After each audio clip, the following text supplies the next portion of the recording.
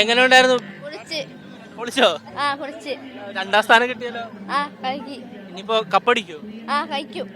ബാക്കിയുള്ളവര് അടിപൊളിയായിരുന്നു March past. ഏത് ഐറ്റത്തിലാ പങ്കെടുക്കുന്നേ മോള്? ഏത് ഐറ്റത്തിലാ?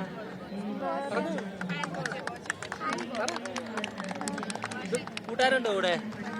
മോളെ ഏതിലാ പങ്കെടുക്കുന്നേ? മോളോ? ബാഡ്മിന്റൺ. ഫസ്റ്റ് അടിക്കൂലേ? നല്ലോണം കളിക്കൂലേ? മാർച്ച് പാസ്റ്റ് എങ്ങനെ ഉണ്ടായിരുന്നു? സൂപ്പർ ആയിരുന്നു. കൂട്ടുകാരുടെ എല്ലാവരും കൂടെ രണ്ടാം സ്ഥാനം കിട്ടിയല്ലോ. സന്തോഷമുണ്ടോ? വീട്ടിൽ പോയി പറയോ? എല്ലാവരോടും പറയും. എന്താ എല്ലാവരും ബാക്കിയെല്ലാവരും എന്താ അവസ്ഥ? എങ്ങനെ മാർച്ച് പാസ്റ്റ് എങ്ങനെ ഉണ്ടായിരുന്നു? അടിപൊളിയായിരുന്നു.